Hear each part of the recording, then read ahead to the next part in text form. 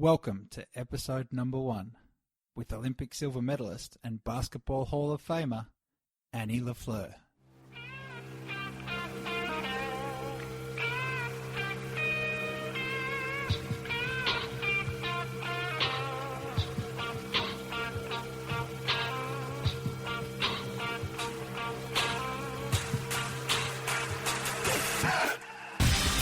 Hi, welcome to Barnraisers.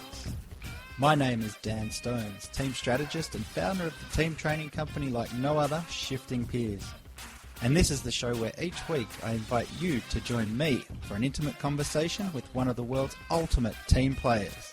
That's right, every week we talk with the brightest, the best, the most interesting and inspiring people from the fields of business, sports, science, philanthropy and the arts. So let's get going and help you and your team rediscover and tap into one of the most powerful forces on the planet, the force of collaboration. The show starts now.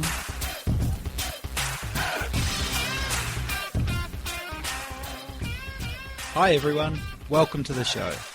I'm so excited about introducing you to today's guest and sharing the story of someone who, in my mind, epitomises what Barnraisers is all about. See, there's no question that the title of Ultimate Team Player fits perfectly for Annie La Fleur, and I know that after listening to this podcast, you're going to have the exact same opinion. For those of you that don't know who Annie is, let me give you a little bit of background.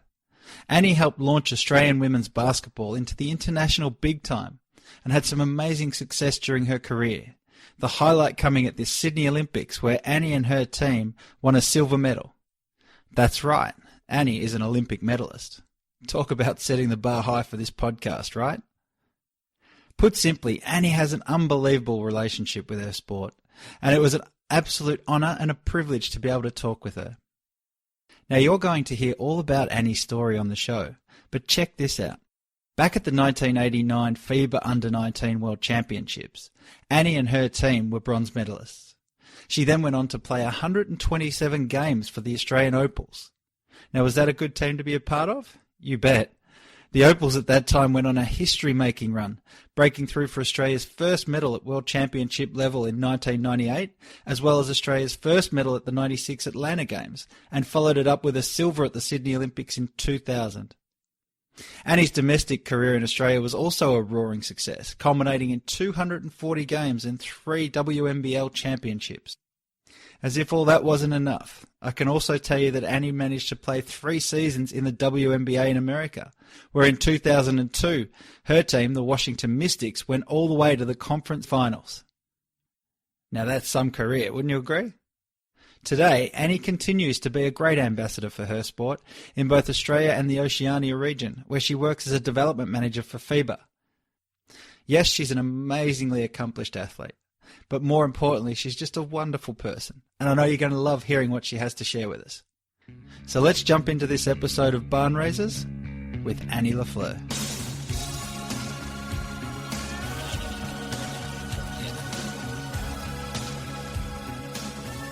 So, Annie, you've just got back from the Masters Games, I believe. That's correct, yes. So it was a 8-day tournament in Auckland. Obviously, there's age groups for women's 30. I think the oldest age group was 65.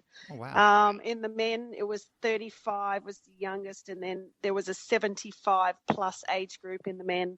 So it was truly amazing seeing, I think it was Russia versus a team from Australia in the finals, and seeing these men, still running up and down the court. Yeah, it was awesome. I hope I'm, still running around at that age as well. Oh, fantastic. Absolutely. And I believe like the teams that you said before you were going was you had to have sort of experienced people playing in those teams? Like they had to have had some form of experience in a high league. Is that right?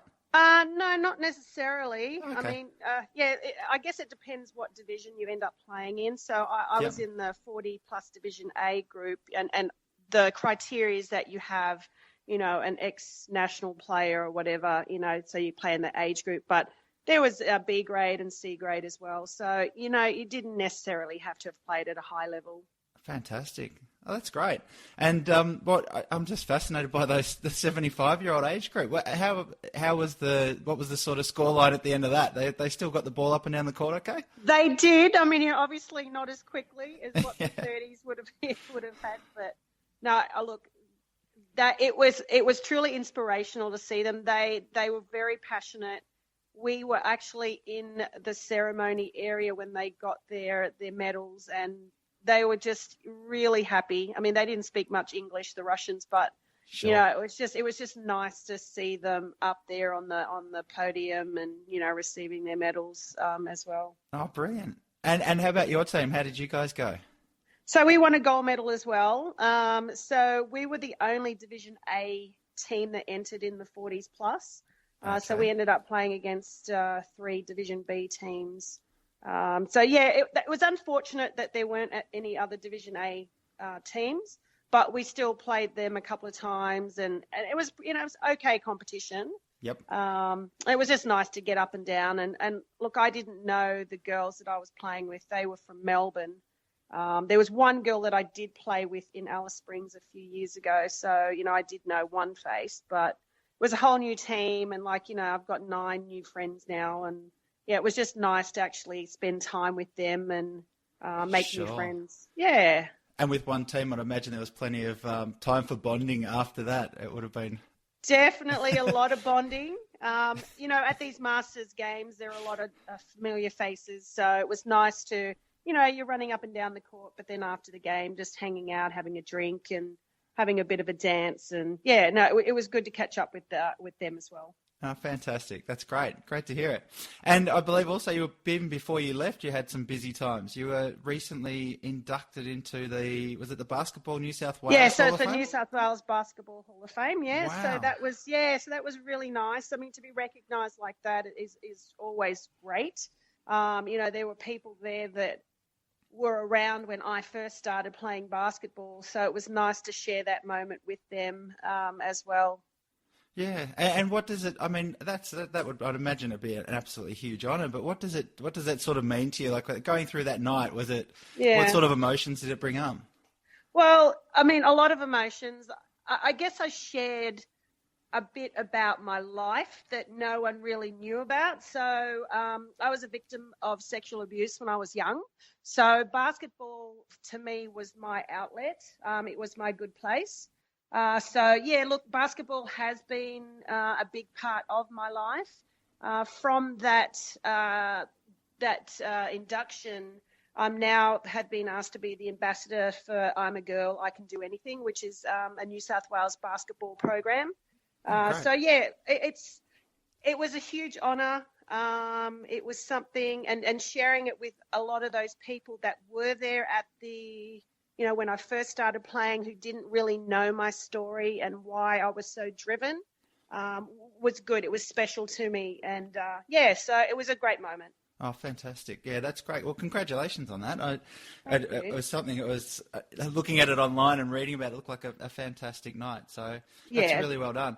And part of that story and things that we want to talk about is probably where I want to dive in and sort of just walk through your story a bit and really focus in on some of the teams you played in, because I'm having a look and going back through some of the research, there's a lot of just a different version of the steps that you took. So I was just wondering if we can start going back. I think it was at, usually you can tell the story if you want to take us through, but I'm interested to get to that point in time where you started playing with, I think it was MCK at Kogarah, was it? So Kogarah Marist. Yeah. So look, I started playing firstly in high school in year 8. I was turning 14.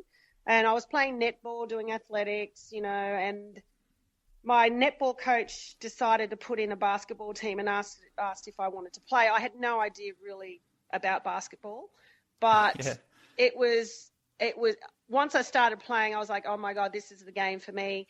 It was a lot more physical. You know, there were no restrictions to where you would be on the court. You could everyone could shoot the ball. So it was just, I just found it. That was what I really wanted. I really loved the physicality and the quickness of the game. So, so look, that was it. You know, I was totally into it once I did start playing. And netball stopped at that point? It was all basketball from that Netball time did forward? stop. Wow. Yeah, look, I'm not one of those basketballers that says, oh, look, I really don't like netball. It helped me to pass well. Yep. It helped me to move without the ball. So I'm not, I still think that netball is a good game. And if anyone, if teams want me to play up here socially, I'm all for it. It's just once the physicality of basketball just got me. That was what it was. Brilliant. Yeah. So fast forward a bit, I think, as I said, the story of when you go through that in the next couple of years, how did that develop for you? So going to Cogra Marist, it was an all-boys Catholic school. I was in St Mary's, which only went up to year 10, and we did not have a feeder school for year 11 and 12. So they took on girls for year 11 and 12 for about 5 years. We did not have a girls basketball team at the school, so I ended up playing on the boys team. So first year, we'll captain the team. So that was really big, being the only girl on the team. Yeah. And I can remember, this is kind of going away from the basketball part, but one of the boys in the team, I think took a little bit of a fancy to me. And I remember getting knocked in the game, and, he was all over there, trying to defend me. And I can remember after the game, the coach speaking to him and saying, hey, on the court, she's one of the boys, so you just need to back off and let her do her thing. And, she's going to get knocked. And look, I think that playing with the boys really helped me get to where I am today. Yeah, for sure. Yeah. Sure. And what was it like? I mean, if you can go back there, what was it like walking into that team, if you can remember it, that first day? How did you feel about walking in onto a team which was all boys, obviously had their ideas, and this was back, I'm assuming, what are we in, the 90s or 80s? Yeah. 86, 80s. Yeah, I think it was 87, 86, 87. Look, I think for me, some of them knew who I was already. A couple of them, because playing at St George, which was a Division 2 rep team, they had seen me running around, so they had an idea who I was. But look, I held my own, and that's all that mattered to the boys. They didn't have to, take up the slack when I was on the court. So yeah, look, they were fine. The boys are really good, and I'm still friends with some of them to this day. Yeah, that's right. And did you mention, or I believe you were captain of the side, is that right? That's right, yeah, I was. Yeah. And how did you go in that role? Had you been captain of the other teams previously, or is this sort of like... so under 16s, yeah, I was. Look, I think just leading by example, I think, is the biggest thing when you're a captain. Being able to communicate with everyone well. Obviously some things work for some players, other, ways work for others. So just being able to know who you're dealing with, and being able to bring everyone in, and having that ultimate goal that we want to win the game, and doing our best together to do it. To get there, for sure. And how did it all turn out in that team? Did it achieve what you'd hoped by the end of that? Look, I think that we made it. I think the first year we made it into the semis, which was really good. We had some really good competitions in some of the other schools. So, look, I think for what it did, it helped me prepare for bigger things. Playing against boys is always so much better for girls. Obviously boys can jump higher, can run faster. So, if you're doing okay against them, then I think that just really helps you with what's next for you.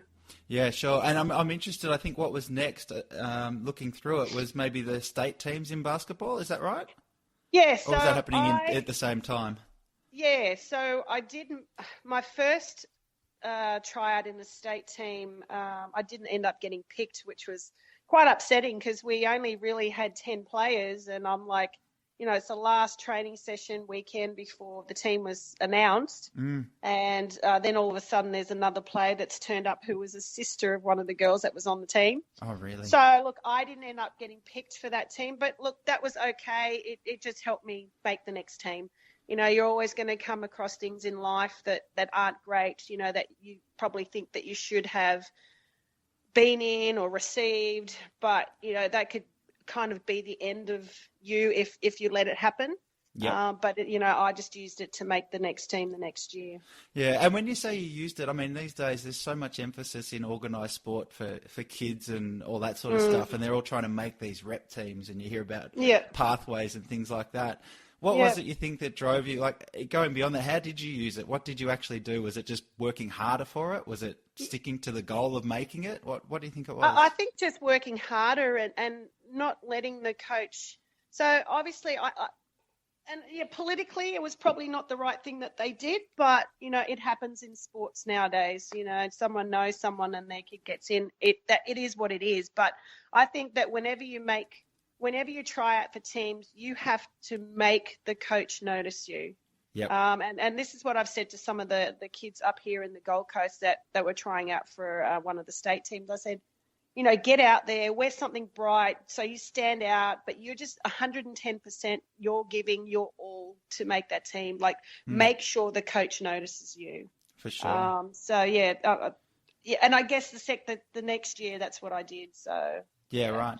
And that doesn't all have to be skills either, does it? I mean, you talked about before communicating with people, all that sort of stuff. Yeah. There are other ways you can get noticed other than just sort of, I suppose, shooting threes all day at trials. And look, I've been a player that's played 40 minutes and then have not gotten on the court. I've been in every scenario there is to being in a team. And, it's not just about, on-court stuff. It's off-court, being respectful of your teammates, being a good, getting there really supportive, just stuff like that. I think being a good teammate also helps you make teams, doing the little things. Absolutely. And I'm interested to go into those other teams because there's a whole list of them, and I suppose that's where we get to. You leave school, you've gone in, you made the state team eventually, which I imagine that would have been a great reward. No, look, it was, and we came up to Brisbane. I mean, we didn't do that well, but it was just nice to be a part of something a lot more serious than what I was, back home. Yeah. And then being, around 9 other girls and just understanding what it was like to be a part of that program. I could imagine. And obviously then, I don't know who was in that team, but the rest of your career then I'd imagine just took off from there. I think there was World Championships at junior level. Was that sort of the next big event? So I was actually in the right place at the right time for that. So there used to be club championships. So I was playing for Sydney Comets, which is based in Alexandria. Yeah. And so we were playing in Bankstown, and the coach of the junior team was there just kind of scouting, just having a look at players. And the assistant coaches said, look, have a look at her. That was me.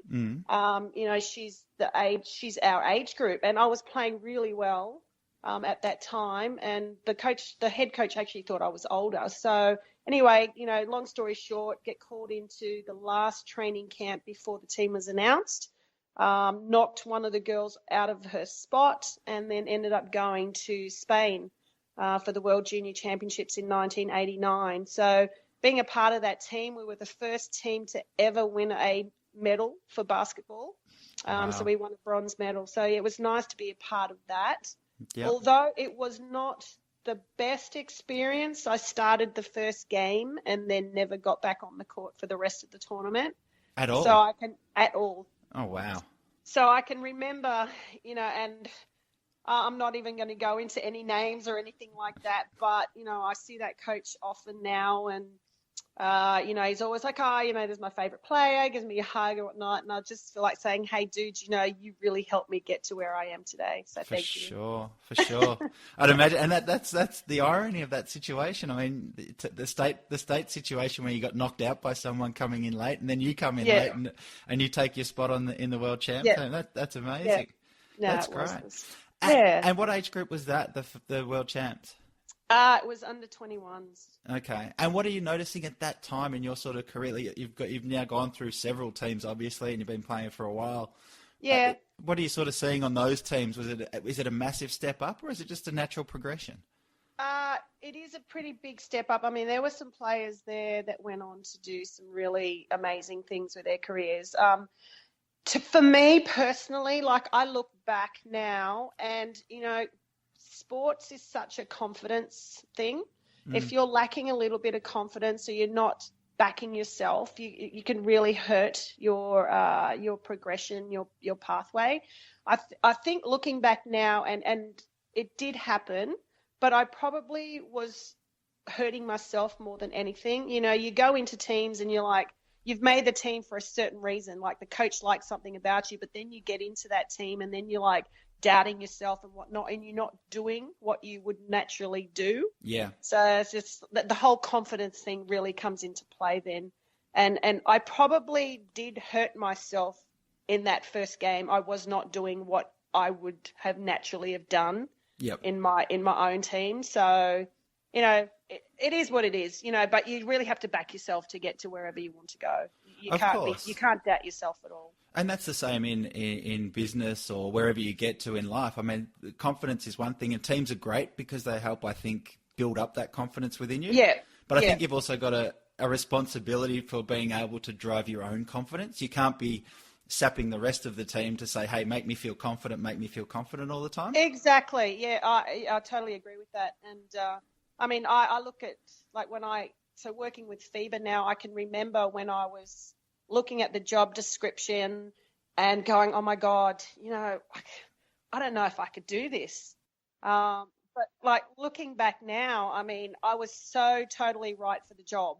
You know, I just needed to believe in myself. And, you know, once I did start it, I was like, oh no, you know, this is, I'm in the right place. Yeah, I couldn't be anywhere else now. It just seems so natural, yeah. And it's just such a common thing, though, that whole idea about not being good enough or having those self-doubts. I think there's so much work we can do, and especially in terms of what I do, about just teaching people about how to deal with that, because it's so common, rather than running away from it and hiding from it, to actually say, here's experiences, here's tools, and just step back from it, and rather than get caught up in the whole, I'm not good enough, in a basketball sense, you're sitting on the bench hyperventilating, saying I shouldn't be here. Yeah, You've got to take don't look at me, coach. Exactly. Right. Step back. Don't look at me. Don't look at me, and I'm too nervous. Yeah. That's right. So, well, that's great. That's great. And then from there, was it one World Champs you did, or did you do two? I've done two World Champs. So 94. So I played with the Flames for many years. 93, we had a gun team. We had not Michelle. So we had Robin Ma. We had Shelley, Sandy, we had Trish Fallon, Karen Dalton. We had a gun team. So we ended up winning in 93. The grand final, I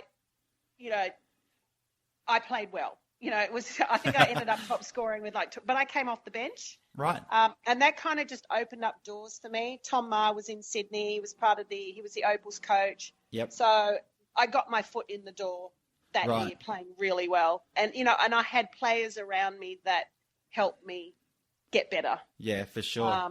So 94 was selected in the World Championship team. It was in Australia. Yep. We ended up coming fourth. 95, it was nice to actually have it in Australia because, you know, being from here and then having all my family and friends being a part of it was, you know, really special. Although we didn't do that well, but we were still, I mean, fourth in the world, I think, is still amazing. And at that time too, I mean, the Sydney Flames, for anyone who's listening, is the WNBA side, so it's part of the national competition. Yeah, that's right. And then going into the Opals, which is the Australian women's basketball team. That's right, yes. So, and at that time, basketball wasn't what it is in Australia today.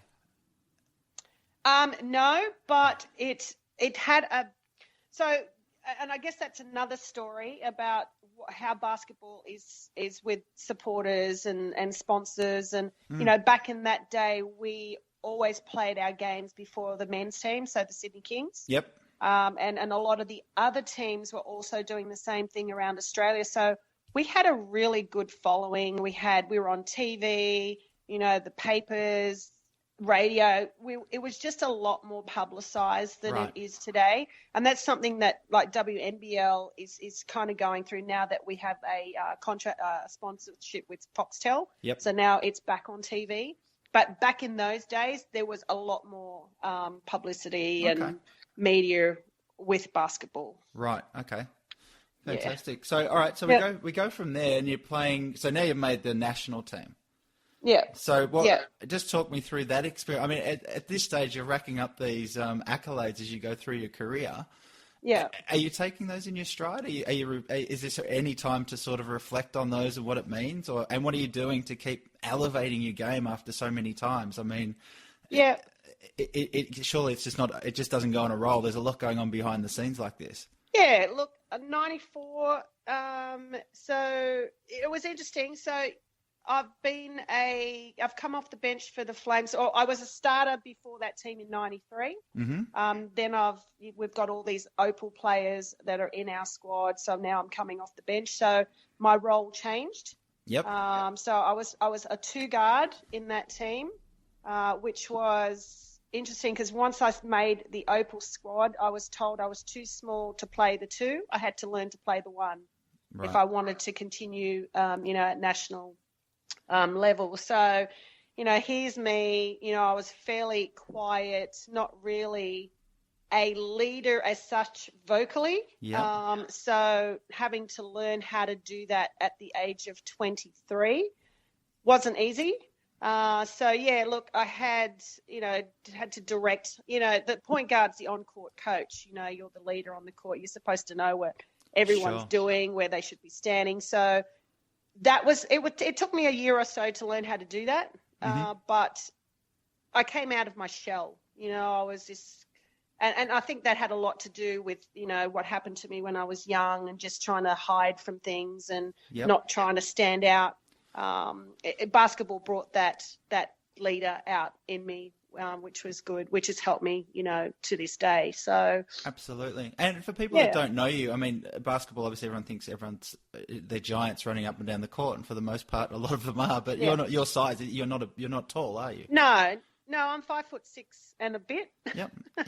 And but look, I was fast. I was very fast. I was, and Tom Maher, who was the Opals coach at the time, used that. We had a lot of presses and whatnot, and I was able to get the ball down the court fairly quickly. So and a decent shooter, so that just really helped. Yeah, for sure. And I'm interested to know, when you say you sort of started working on leadership and vocalizing, and there's so many people that would benefit from doing something like that, but never take that step. Is there any specific things that you did to actually develop that? Like, do you remember saying to yourself, right, this game, it was a goal you set every day that you worked on? How do you develop that? Well, every game with the Opals and with the Flames, we always had goals as a team, but we always had individual goals as well. Mm-hmm. One thing for me that I was very good at remembering plays and things like that. So I think that when you do become vocal and you are a leader, you just need to know what you're talking about. So, that helps. I knew when players were out of position and were able to tell them, where they should have been. So that was something that really helped me. And I'm interested then, those individual goals that you had as a group, obviously you'd set those for yourselves, but did you share those amongst each other? Like, you made it aware that this is my goal? No, not amongst each other, not our individual ones. We shared those with the coach, but not with the other players. Obviously the team ones were like simple things like, boxing out and rebounding and, diving on loose balls and things like that. And those were things also personally that I tried to work on as well. So I look at it and I think there's a lot of people that do set those. There's always a team goal. And again, coming back to a business background, I never played sport at any level like you have, but in a business background, you're always setting goals for the team. And you're always sort of saying, here's our goals as a group. And then obviously everyone has these individual goals.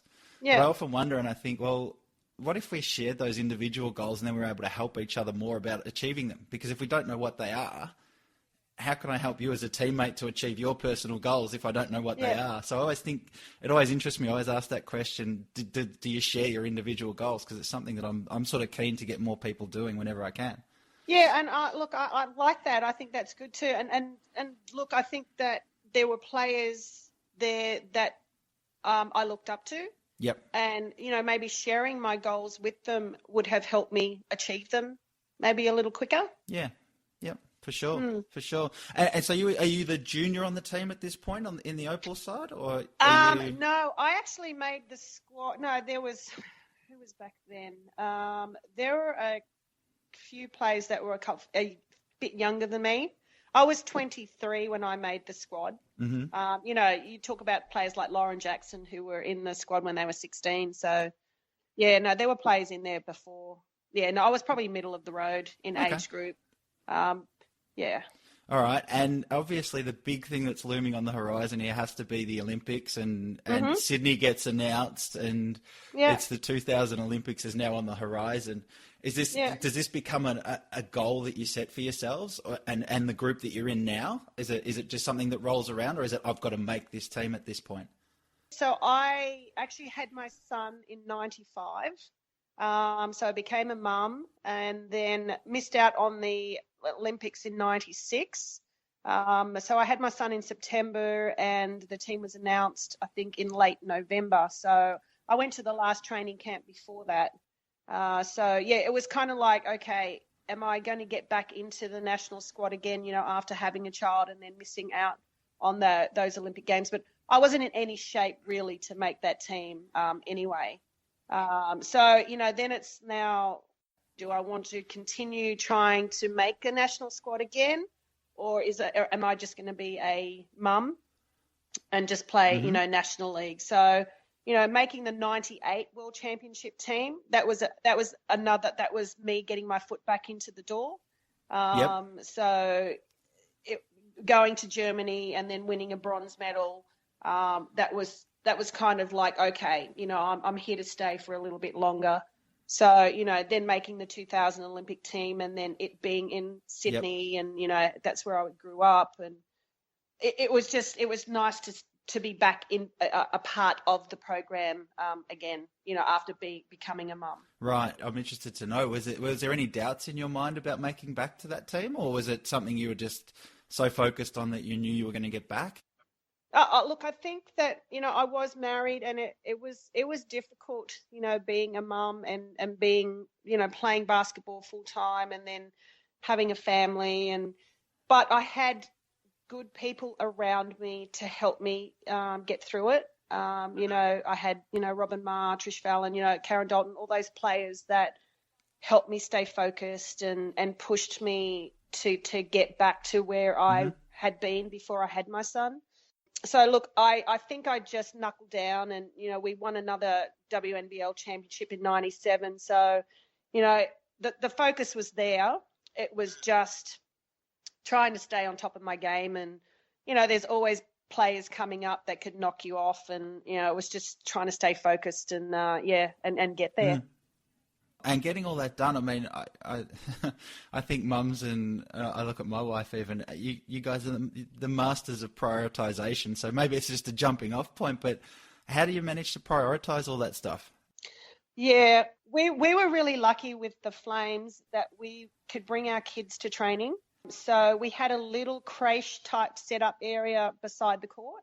So we were really lucky that we had that, because I'm not sure, my husband at the time was doing his thing, and I had mum, and it was just hard to balance it. Also, being able to take him to training, my son to training, just worked out. I don't know what I would have done if that was not the situation. So it was just good to have the support from the organisation that we could still continue to play basketball at an elite level and, being mums. Yeah, sure. And I'd imagine the support from the team at that point must have been huge. I mean, if you're all juggling that sort of stuff, you must have been so focused, more than just what was going on court. There must have been so much more to it than just court time and training, and then I'll see you next training session. Exactly. I mean, we had everyone played a part. If you weren't training, you were there looking after our kids. If you were injured, the so it worked out well. Brilliant. Worked out well for everybody. Oh, that's fantastic. So, and Germany then, that World Championship, is that one of the first national medals that the Opals won at that point? Yeah, it was. It was the first senior medal. Yeah. That was and then in Germany, I hadn't been to many other countries in the world. So, just being there and being a part of that group. And I think that was when Lauren Jackson, that was her first world champs too, as a junior, playing for the Opals. Wow. So that was, a great experience for her and for us to be, a part of that with her. And just on Lauren, I mean, watching her come into the team, you're obviously there from the first time she set foot in there, I think. If you can sort of share a word on like how she comes in, she's a very tall girl. She's got a great presence. She's well known. She's like the spotlight's on her from day dot. Yeah. What sort of attitude did she walk in with? I mean, just for someone to do something like that at 16, I think you said. Yeah. So, you would talk about this confidence thing and backing yourself. Like she had that from day dot. So, and you look at a lot of the great players in the world, any sporting, background, they just have that charisma that I'm coming in there, I know I'm good, that kind of attitude. And she just stepped in the team and just fit in. So, right. Yeah. I mean, she's a 6'7", 16-year-old. Yeah. that can, score inside, can score outside. I mean, she's done a lot of work. She did a lot of work in her career to just be an all-round type of player. So, Sure. just having that backing yourself attitude is what she came in with.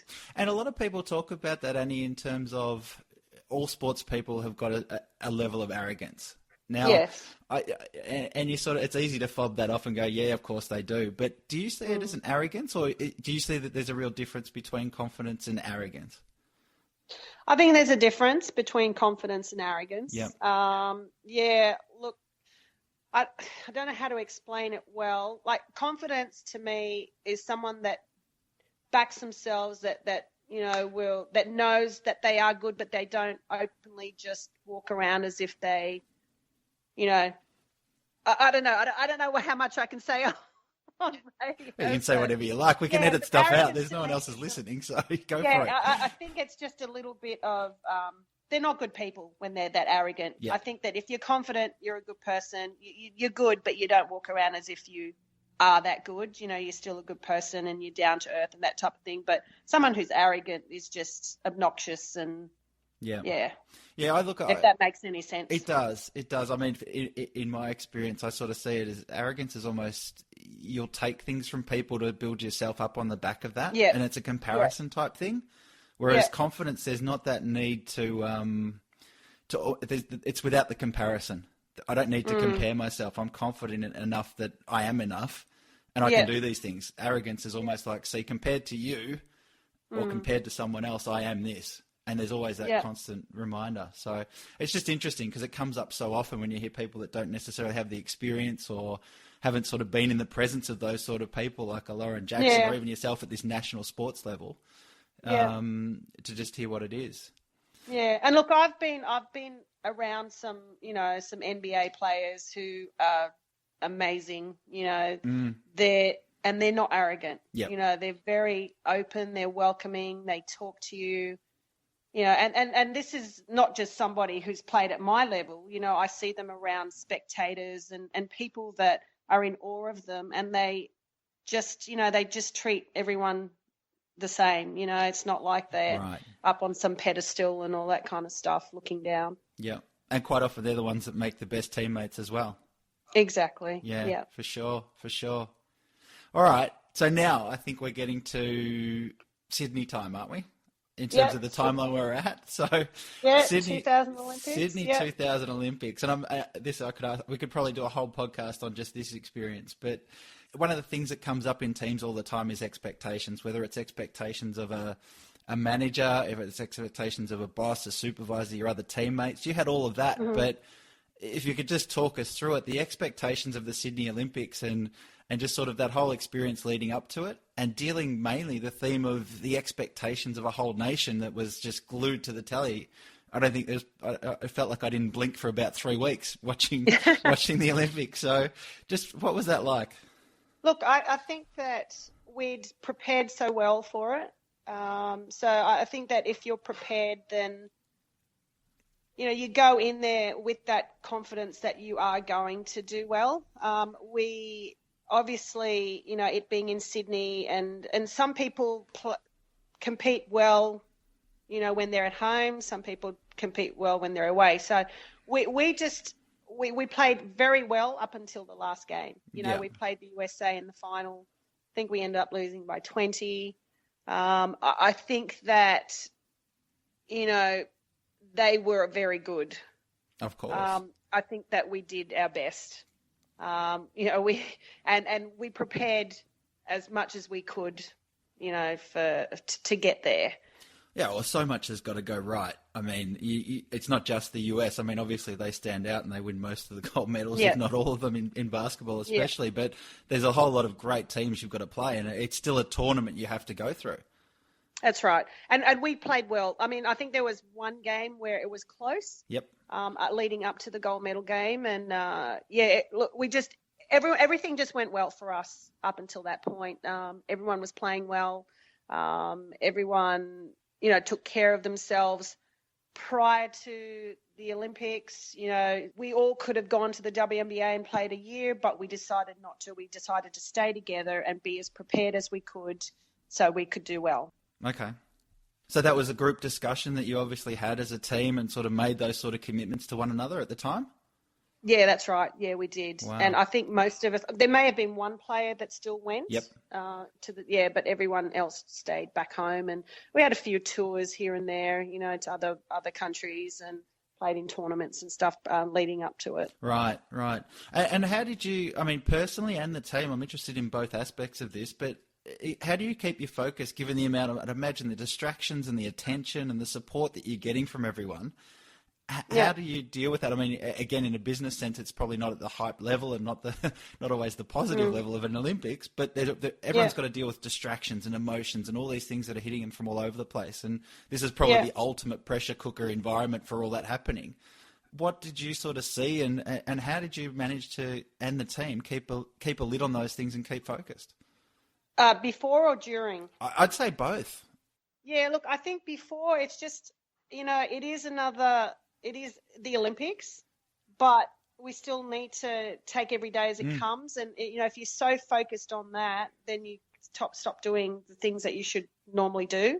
People say it's just another game. It's just another game, It's like, and you got to stay grounded and just keep doing the same things. Yep. And I think that's what everyone did. We don't want to think about the gold medal game. Right. We need to get there first. So, okay, we need to do things day by day, still go through your routine, go to your trainings, do your lifting, your individuals. That part we didn't change. Everything just kind of stayed the same. There's just so much more focus media-wise. Yeah, we understand that it's happening, but we still need to do what we need to do. And was that the same then through the games, or was there other things that you did? I mean, obviously you get in the athletes' village and all these things just kept adding up in my mind, but you just kept taking it in your stride and just remained focused on doing what got you there? Exactly, we did. And look, we did other things while we were there. Like, it's not just basketball. We'd go out and watch the athletics, watch Kathy Freeman race and win. And, we went to the swimming, we went and watched handball. I mean, you can't just be all about basketball. Otherwise, you'd lose your mind. You'd be a nervous wreck. So it's about just getting out there and just still living life, like we weren't really going to a gold medal game. Yep, it's just another game of basketball that we've got to play. Exactly. Okay. Yeah. Great. And that obviously to do that, it takes a massive amount of, I suppose, concentration and preparation, as you said. If you're prepared for it, then it should just happen. You just need to make sure you're taking care of your body, you're getting your massages, you're seeing physio. Let's go watch the athletics, let's go do this, let's go do that. And, we still need to be, normal people. Absolutely. And tell me, all right, so we lost the, I'm going to say we because I'm Australian, so I get to say we. We lost the gold medal game to the States, but you do get that experience of stepping up onto a podium at the Olympics to receive a silver medal. What was the emotion at that time, and how was the team sort of behaving and feeling at that moment? Yeah, look, I think that, obviously you've just lost, which isn't great. We've lost to win a medal, so that sucked. But, it was a silver medal. it was better than the one they got the last time. So at least you're improving. Yes. But yeah, I mean, there's always that, what could we have done better? You know, that type of feeling and all that emotion about we've just lost a game. But, you know, once we get up on the dais and, you know, and I always tell this story, the most memorable moment for me was getting up on the dais and getting my silver medal put around my neck, and I look in straight across into the crowd, and my son, who's 4 at the time, is jumping up and down on his seat. Mum's crying, you know, and, you know, my husband's there, and everyone there that I grew up with are there with you experiencing that. So although Does it we seem lost, surreal? it was surreal. Yeah. I mean, it was, and I always talk about it. It was the most beautiful moment. Even though we did lose a game, it was still nice to share that with everyone that I'd grown up with and family and stuff. Oh, for sure. And you walk off the dais then, and what does the team do at that point? Do you have a meeting and talk about it, or is it a celebration? Is it, all right, well, that's the Olympics done, what's next? What's sort of the attitude? Geez, to be honest, I can't even remember. I think it was just, let's just go get a drink. Yeah. And I think, and the men were playing as well. That's not. Yeah. Yeah. So I mean, look, it was just, it's over. Let's just go have a drink, and we didn't. I don't think we really talked about the game until like weeks later. I think everyone kind of just settled back home, and then you had your meetings and with the coaches and whatnot, and. Yeah. But I think there's something in that because, as you said, you've got to try and be normal people. You can't then, as much as you've got to be normal in the lead up to it, you've got to get back to being normal. Yeah. And you've got to have that time to reflect. I think there's things that, again, in a business sense, there's so much focus on what's next. If we haven't got a goal, then we can't be a team. All these sort of ideas that I really struggle with and try to get people away from. But I think there's got to be that time to sort of sit back and reflect and step back from everything and just let it pass. Yeah. There's no problems in letting things go and letting them go by rather than just trying to hang on to every second of it. So I think it makes sense. I did a level 2 coaches course a few weeks ago, and Andre Lamanis is the Boomers coach, and he was one of the presenters, and he talked about preparing for tournaments and games. And so, you know, you'd have your team meetings before, but he never spoke to the players straight after the game. Right. It was always, you know, the next day that he saw them, so that there wasn't that emotion. People could think about, you know, what, you know, had happened in the game, what they could have done better. So, he always kind of let it go for a day before he actually did get back into the team and talk about post, the event. Yeah. That's great coaching, isn't it? To be able to do that. I mean, especially when things don't go your way, there's always that temptation to, this is what happened, I know what happened, and getting into that solution mode straight away. There's a problem, we've got to fix it. I know how to do it because I'm the coach. It's my turn. Yeah. And the last thing the players really want to hear when they're sort of sitting there going, they know they lost. So not a lot to get out of that. That's interesting. And that's it makes you think too about, like, you know, with kids, parents that have kids that play or, you know, partners that play, it's like, you get in the car and you just want to talk about the game and, you know, what you should have done. And then you think, and after like hearing him speak, I'm like, you know what? I should have just let the ride home just be quiet. And if he wanted to talk to me, then he could, you know, if not, let's just leave it a day. And that emotional part is kind of gone, you know, because you get all heated and Oh yeah. That's a huge point.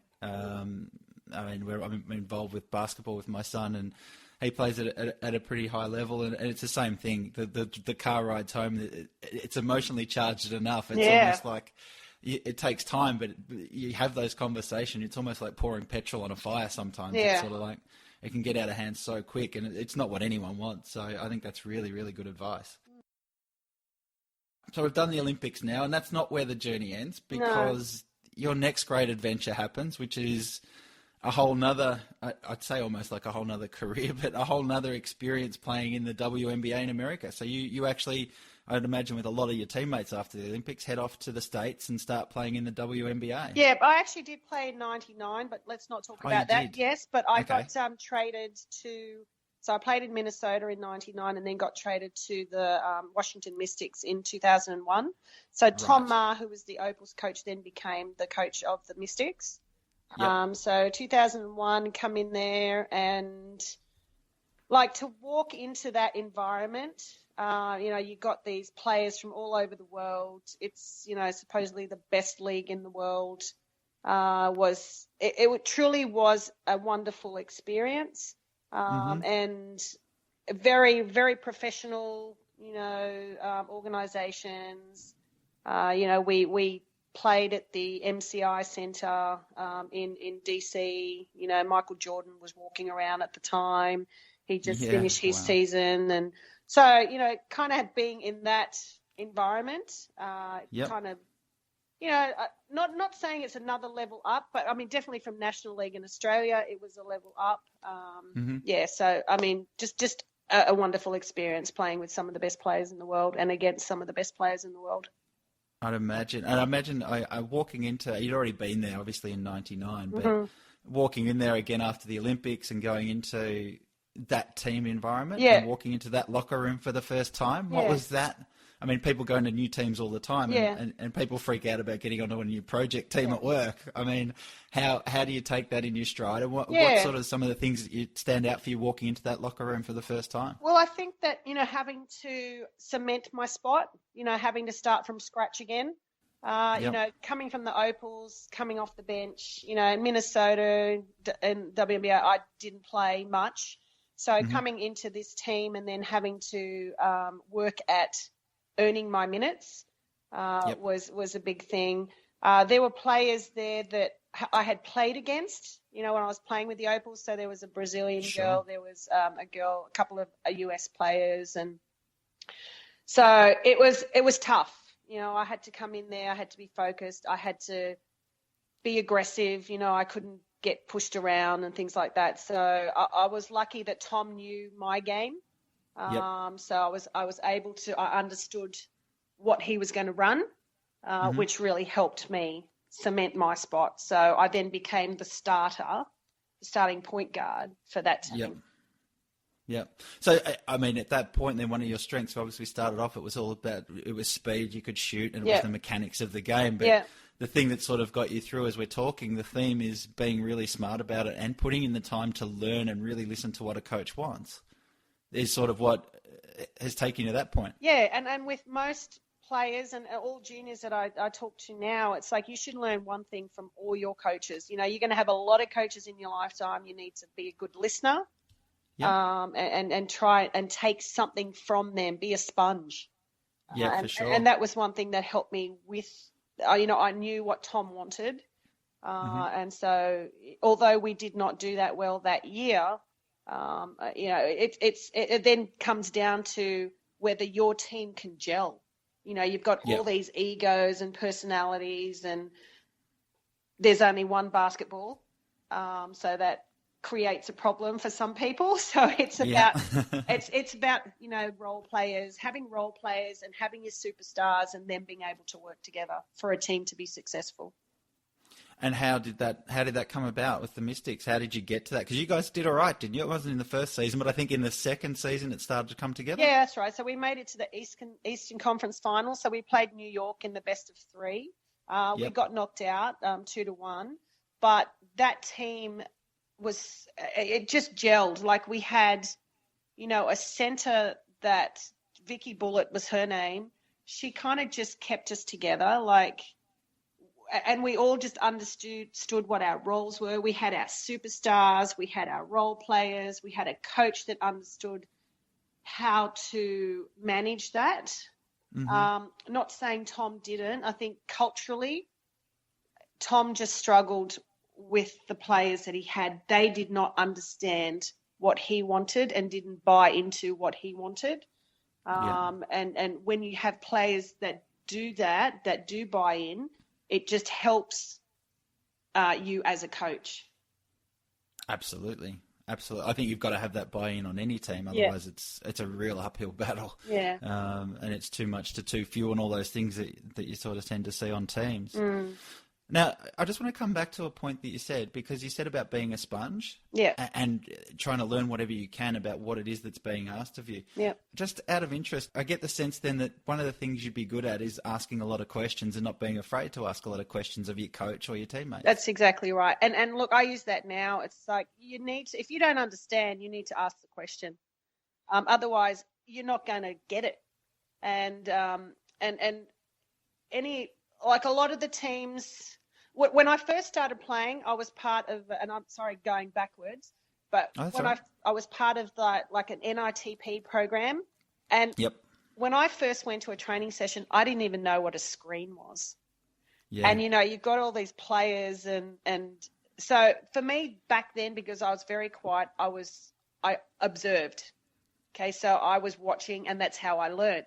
But as I've gotten older and things have gotten a little bit more difficult, I'm not scared to ask the question if I don't know, how to do it. And I think that's important. And when I am out coaching and I do say, I put that out there, look, if you don't know, please ask the question. It's not going to be a dumb question. You're not going to be judged, but we need you to know how to do it. Yeah, and I do that in work as well. Like if I don't know, I'm going to ask my boss, hey, is this what you're talking about? Can you just help me here? I'm not sure what you're asking me to do. Yeah, and I think naturally good bosses, good managers, good leaders will always welcome those questions. Yeah. And I think there's that stigma about I can't ask because then I'll look like I don't know enough, or there's not one good coach, I'd imagine, and especially in your experience, I'd be interested to know, but I doubt you would have had one coach at your levels that would have ever said, I'm not interested in someone asking me a question. They almost want to work more with those players that do ask questions. That's right. Because that's what makes the team get better. Yeah. And I think that's all a question really is when you're asking it of your coach or a teammate or whoever it is. Just help me improve. Mm-hmm. That's all you're really saying to someone. So I think that's something that as coaches and as people that help teams, I think that's the ability to ask questions, and that it's okay to ask questions and encouraging questions. Mm-hmm. I think that's something that it needs a massive amount of focus. Yeah, totally. Now tell me, also, I've got to ask you then, the WNBA, you would have got to play on, I mean, it's at the time we're talking now, it's obviously an NBA finals time, or we're in the playoffs. Some of those courts that you walk on and just experiencing some of that history, like how was that, just sort of walking through some of those halls and locker rooms and all that sort of stuff? So my favourite court ever in the world to play is Madison Square Garden. And, I mean, I'm not sure what it looks like now, but back then it was a court where the seats around it, the spectators were close to the actual floor. Yep. So it had that amazing atmosphere that, there was no bad seat in the house. Yeah. It was just nice to have that feeling, and the locker rooms were like old, they had the photos of all the singers and whatnot, as you walked from the locker room out to the court. Yep. It was just the best atmosphere I felt actually playing a game of basketball. I'd imagine it would be. I think it'd just be amazing. It'd be amazing. So you play WNBA, you have a few good seasons there, but then you do come back home. Yeah. And you come back to the WNBL? Yeah, I actually played one season in France. Oh, did you? Played a year in Europe in a town that's spelled Reims, which is in the Champagne district. Yeah. About an hour 15 from Paris, and it was a good experience. I'm glad that I did it, so I could say that I've done it. Yeah. The basketball wasn't as great. I mean, players on a piece of paper, amazing. Mm-hmm. Couldn't gel, couldn't get it together. Our coach got fired like halfway through the season. Oh, wow. Yep. So there was a lot of disruption. I did take my son with me, so that was an experience for him. Yep. He was in grade 2. Right. And I remember going over there, and my agent had told me it was an international school, which meant they spoke English, but it was only international from 3rd grade up. Oh, okay. So my poor son, struggled a little. I had to get books and stuff from the States sent over so that the teacher could then also give him some work to do. Yep. So that was an experience. I mean, one that I can say that I did. Yeah. So, and I suppose even with the WNBA experience, those international experiences, were they enjoyable for you, or was it a grind at work, or what? How did you approach it? No, it was a good experience. I mean, like I said, the basketball wasn't as great, but that was only because of us as players. I think we just had players that didn't want to be role players. Right. Okay. So that was a bit of a struggle, but as far as being there and the town that I lived in, it was amazing. They all came out to support. So that part of it was really good. Oh, brilliant. We just struggled on the court, which was a bit of a shame. Yeah. So then it was back home then. Yep. So back to WNBA and then back home. So I was actually contracted. Was that then? Yeah, back to the WNBL. Yeah. Yep. And I then played one more season, and then that was kind of it. As far as in the WNBA, and then that was it. I got injured in 2004 before the season started, and then was the last one cut before the season. So I'd had a good run. Yep. So then it was just about life then after basketball. So, yeah, basketball was over. That was it. Well, no, it's not over. You just finished the tournament. You still got Well, yeah. I mean, professionally, it was over. I understand. So let me ask then. I mean, that's an amazing story, an amazing ride, and so much that you've been through. I just imagine all the games and the teams and all the experiences. So one question I'd love to ask is, what sort of stood out to you about all the teams that performed well versus those that didn't? I mean, could you sort of start to see things going off the rails for certain reasons, or things that were going to work well for certain reasons? Yeah, look, I think, and I've said it a couple of times, is about people understanding what their roles are. Yep. You do have your superstars, but you need role players as well. You can't have a team of superstars. It's just not going to work. Like even in the NBA, all the dream teams and whatnot, you've got a couple of superstars that are just stand out, but then the others have to fit into that structure. Yeah. So I think from all the teams that have been successful that I've played in, there's been that has stood out. Cool. And now, I mean, we're going to fast forward a bit now, but you're working now with FIBA, which is obviously the International Basketball Federation. That's correct. Yeah. So I'm the development manager for the Oceania region. Yeah. And so what that just means is that we have 22 federations in Oceania, Australia, New Zealand, and then 20 other Pacific countries. Right. So we will help them develop basketball. Okay, so you're collaborating actively with these other nations, if you like, or these other federations?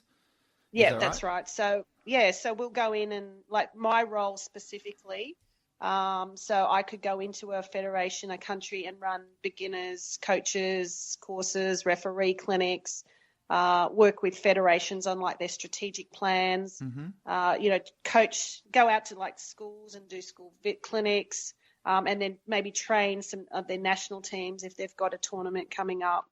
A bit of everything is what I do in my role. Is there anything in particular you like doing more than, like, do you like getting in there and coaching, doing the work on the development side or the strategic side, or you just love all of it?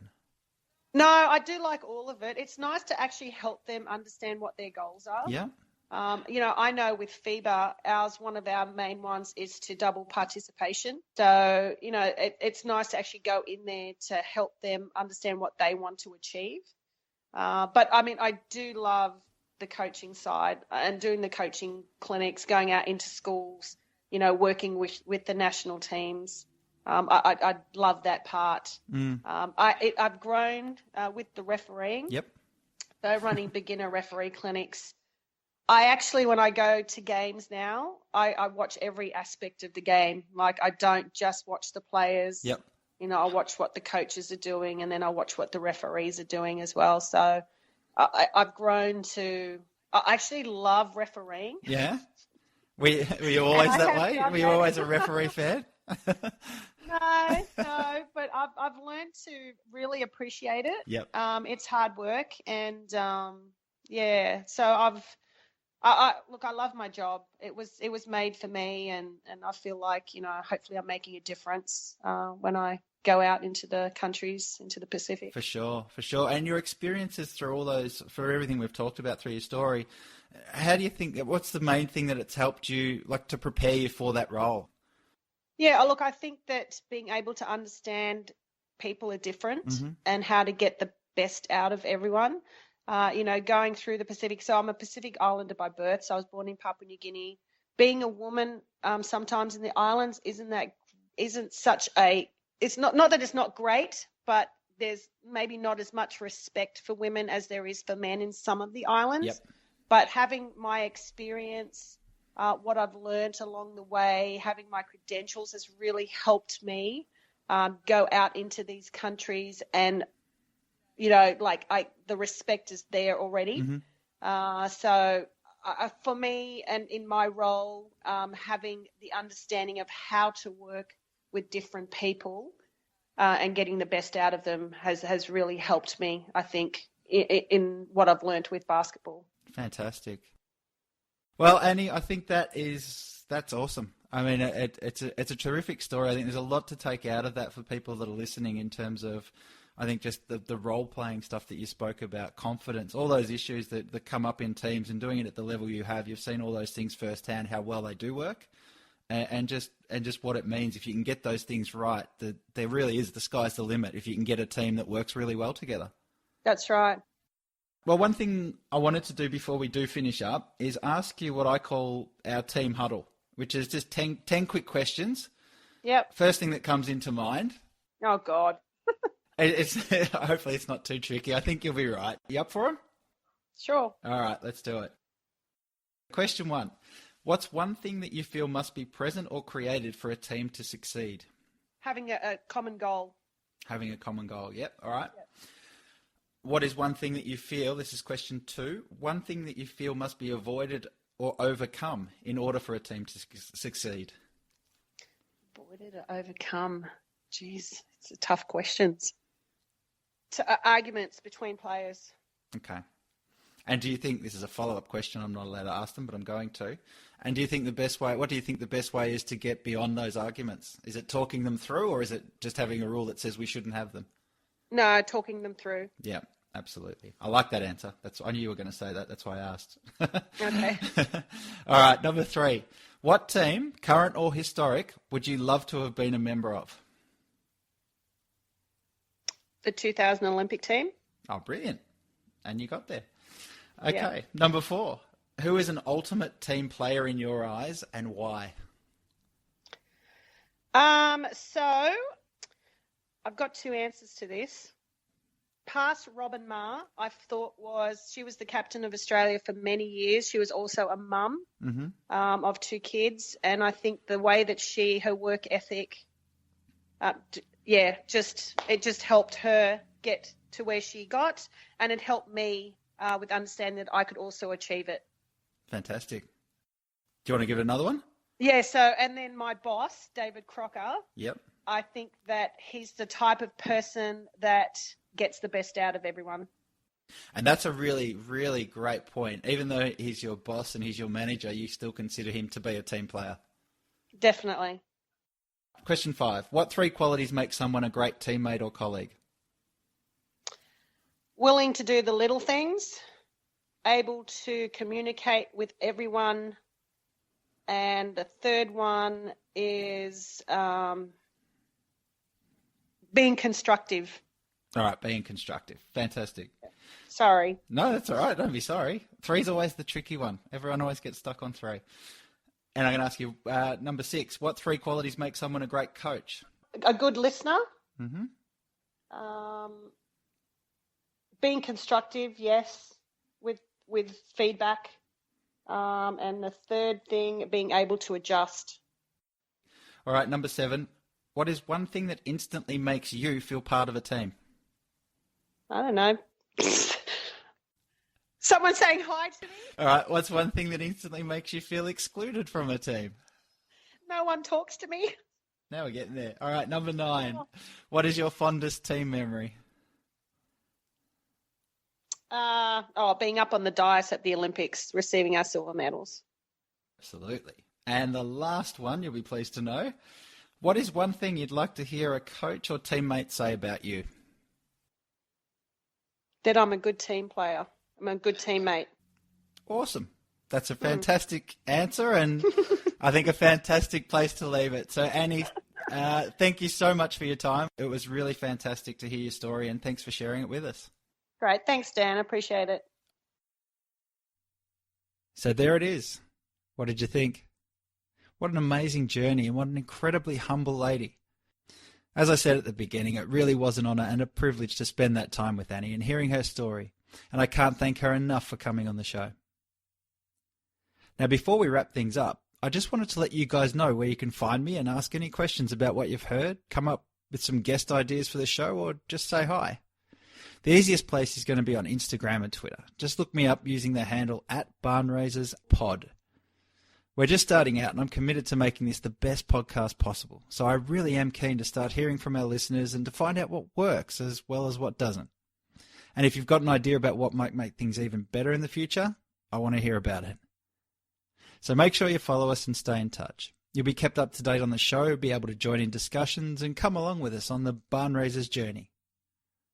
Of course, if you want to learn more about the work that I do when I'm not doing these podcasts, then head on over to shiftingpeers.com. Shifting Peers is, of course, my team training and development company, and that's where you can get in touch with me to find out about any webinars or live seminars we've got coming up. Of course, if you would like to have us work with your team or hold a live training event, then that's the place to go. Finally, if you like that conversation with Annie, then please do us a favour and head on over to iTunes and leave us a review. It really would mean a lot. Of course, I'd also love it if you could share us with your friends, so let them know that the show exists and, more importantly, that it's worth a listen. Well, that's about it for this week's episode. Thanks again for listening. That was Annie La Fleur. I'm Dan Stones. This is Barnraisers. And until we catch up for another conversation with one of the world's ultimate team players, remember, it's not the people we hire, the visions we have, or the goals we set that ultimately determines our success in life. It's how well we can work together that really counts. See you soon.